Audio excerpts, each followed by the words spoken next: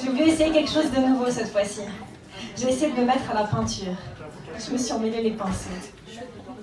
Alors j'ai transgressé les règles. J'ai oublié les codes. Et au lieu de peindre une toile, j'en ai écrit une. Et mon tableau s'appelle « Cicatrice ». Parfois, elle se demande si toutes ces cicatrices dans son cœur ressembleraient à quelque chose, vu de très loin. Un peu comme ces tableaux contemporains, qui n'ont pas vraiment de visage ou de paysage, mais que l'on trouve beaux, sans pouvoir y poser de mots.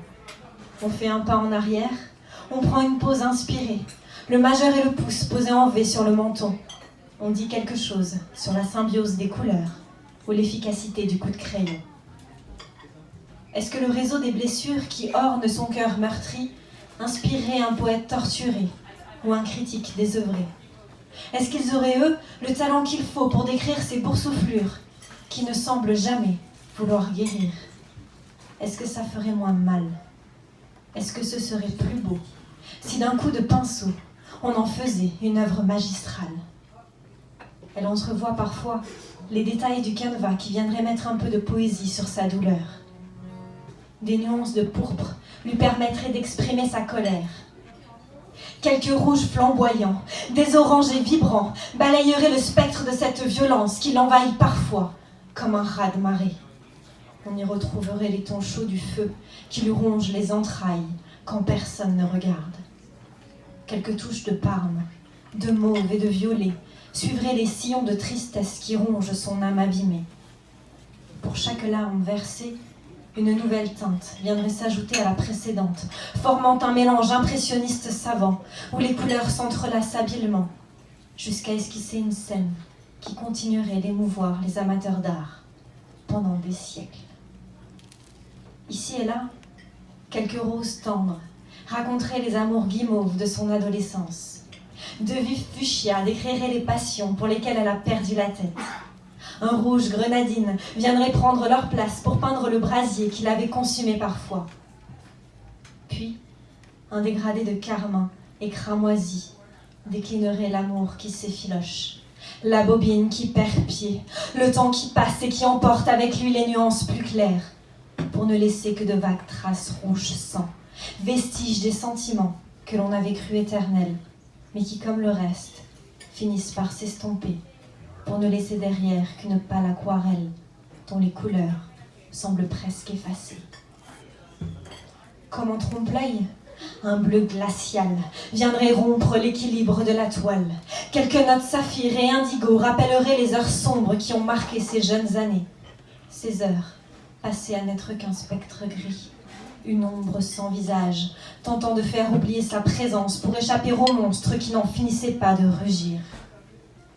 Quelques bavures, ça et là, mettraient un peu de rondeur dans ces espaces obscurs où la couleur a soudainement disparu. En toile de fond, un camailleux de noir saturerait les contrastes. Faute de lumière, les nuances se feraient plus ternes, indiscernables, impalpables. Alors, ne resterait plus qu'à chercher son chemin à tâtons, en s'agrippant aux formes familières des objets alentour. Avec un peu de chance, quelques rayons de lumière viendraient finalement taper dans la rétine et réveiller un peu les sens. L'œil pourrait alors saisir quelques traînées pastels, dernières survivantes d'un tableau dont les notes colorées semblent désormais délavées. Elle se demande alors ce qu'il resterait après la noirceur. Qu'est-ce qu'on pourrait bien déchiffrer après l'obscurité? Est-ce qu'on pourrait recréer les couleurs et faire à jamais fuir la laideur? Elle en a rêvé longtemps, du peintre qui saurait raviver sa toile, rallumer la lumière et badigeonner enfin son être terne d'un vernis scintillant.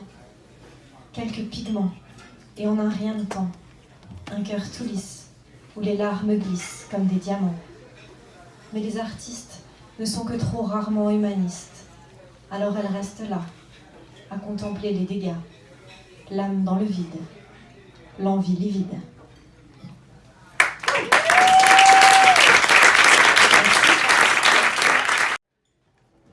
Alors on dit qu'on ne choisit pas sa famille. Il est devenu assez clair pour moi que la mienne ne m'a pas choisi. Mais c'est pas trop grave parce que j'en ai trouvé une autre. J'en ai trouvé une autre, elle s'appelle Maude. Et la chanson s'appelle Sœur de cœur. Excellent.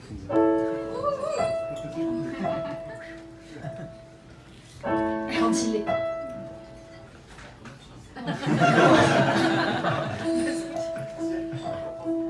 Quand il est 4 heures du mat, que t'es plus diplomate, quand t'es tellement éméché, tu t'endors en train de parler, quand t'ouvres un peu trop ta gueule, parce que tu te sens seule, quand tu ris comme une enfant, si je fais des blagues à 2 francs, quand je suis tellement paumée, que je sais même plus où aller, quand je m'entête à faire de la merde, parce que j'ai trop peur de perdre, quand j'envoie tout balader, parce que j'ai mal à crever, quand je donne mon corps sans passion, parce que je suis en manque d'attention.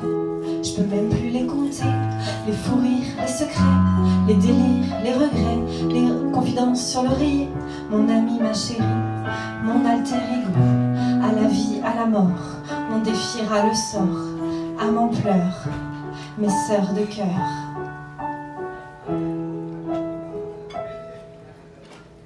Quand tu es possessive, voire même limite agressive, quand tu m'appelles penaude, me disant j'ai fait ma mode, quand t'es bien trop jalouse, ou bien quand t'as un coup de blues, quand tu sors des conneries, mais toi t'as rien compris, quand on compare nos conquêtes, quand on est bien trop pompette, quand on pouffe comme des ados, quand on se la joue mégalo, quand on regarde nos culs, et quand on bitch bien entendu, quand y a pas de contrefaçon, et qu'on s'aime sans condition.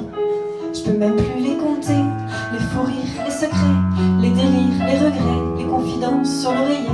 Mon ami, ma chérie, mon alter ego, à la vie, à la mort, on défiera le sort, âme en pleurs, mes sœurs de cœur. Je sais que si tu fais l'andouille, c'est pour mieux cacher que tu douilles. Tu sais que je fais la forte pour pas que le raz-de-marée m'emporte. J'ai compris que tes caprices viennent combler tes cicatrices. T'as compris que mon orgueil n'est rien d'autre qu'un trompe-l'œil.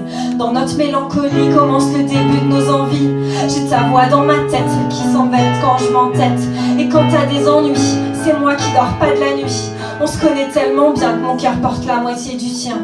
Je peux même plus les compter, les fous rires, les secrets, les délires, les regrets, les confidences sur l'oreiller. Mon ami, ma chérie, mon alter ego, à la vie, à la mort, on défiera le sort, âme en pleurs, mes sœurs de cœur.